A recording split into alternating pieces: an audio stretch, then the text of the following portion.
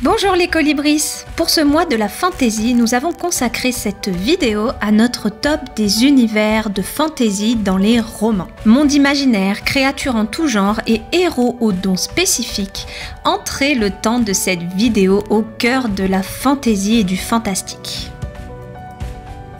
On commence avec le plus connu d'entre tous et pas des moindres, l'univers d'Harry Potter de J.K. Rowling. Que vous l'ayez lu ou non, vous n'êtes sûrement pas passé à côté de ce phénomène. Série littéraire dont le premier tome a été publié en 1997 et s'est achevé après 7 tomes en 2007.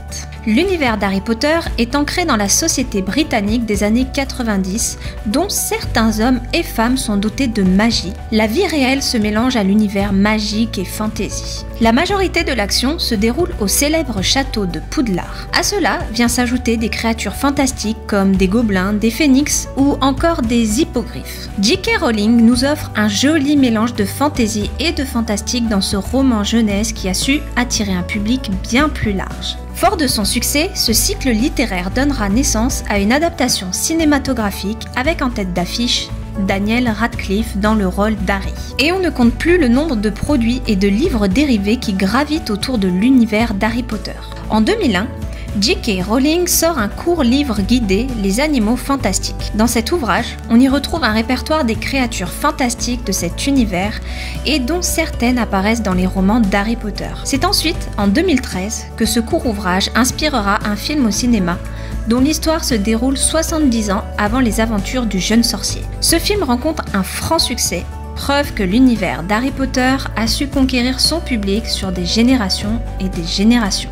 On continue ce top autour de l'univers fantasy avec le Sorceleur. Certains ont pu découvrir cet univers grâce à l'adaptation série télé qui a été faite par Netflix sous le nom de The Witcher, mais avant cela, il s'agit d'une série littéraire polonaise inspirée de contes slaves et européens dans un univers fantasy publié entre 1986 et 2013. La version la plus connue à ce jour est celle publiée par les éditions Bragelonne en 2003 avec le premier tome, Le Dernier Vœu, qui se compose de 7 nouvelles. Dans cette série littéraire, on suit les sorceleurs, des tueurs de monstres entraînés depuis leur plus jeune âge. Ayant subi des mutations génétiques, ils possèdent des capacités surnaturelles. On retrouve dans cet univers fantasy toutes sortes de créatures comme des vampires ou des ghouls. Par la suite, et sous le nom de The Witcher, cette saga sera adaptée en jeu vidéo et dernièrement par Netflix en série télévisée en 2018 et a rencontré un franc succès.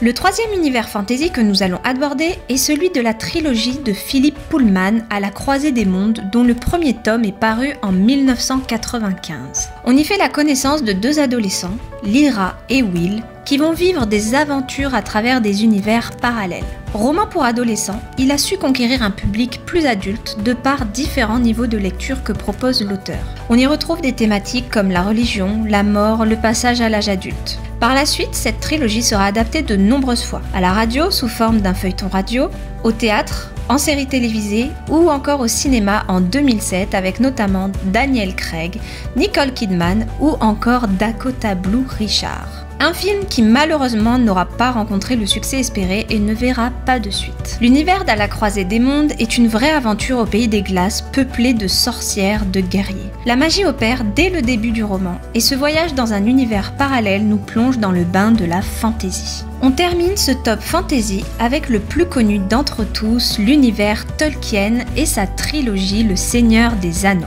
Paru en 1954, ce roman de 3 volumes nous emporte dans l'univers fantasy de la Terre du Milieu, un passé de notre monde imaginé par l'auteur. Comme le dit Tolkien lui-même, j'ai construit une époque imaginaire, mais quant au lieu, j'ai gardé les pieds sur ma propre terre maternelle. Je préfère cela à la mode moderne qui consiste à rechercher des planètes lointaines dans l'espace. Dans cet univers, on y retrouve des elfes, des nains et les hobbits, de semi-hommes tout droit sortis de l'imagination de Tolkien, mais également de nombreuses autres créatures plus ou moins fantastiques. Tolkien était un auteur qui ne faisait jamais les choses à moitié.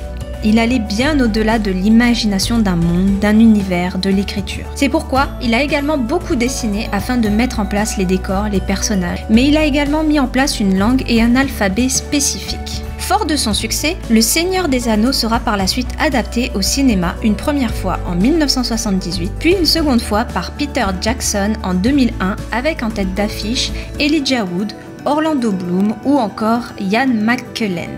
Il sera suivi en 2012 d'une autre adaptation du même auteur, Le Hobbit, se déroulant chronologiquement avant Le Seigneur des Anneaux et mettant en avant l'histoire de Bilbo, l'oncle de Frodon, personnage principal du Seigneur des Anneaux. Vous l'aurez compris, l'univers fantasy du Seigneur des Anneaux est bien plus qu'un simple monde imaginaire. C'est toute une histoire qui a été réfléchie et imaginée dans les moindres détails, à croire que ce monde aurait pu réellement exister. Voilà les colibris, cette vidéo est terminée. N'hésitez pas à nous dire dans les commentaires quel est l'univers fantasy ou fantastique que vous aimez le plus. N'hésitez pas également à liker la vidéo et à vous abonner à la chaîne pour plus de vidéos. À bientôt les colibris!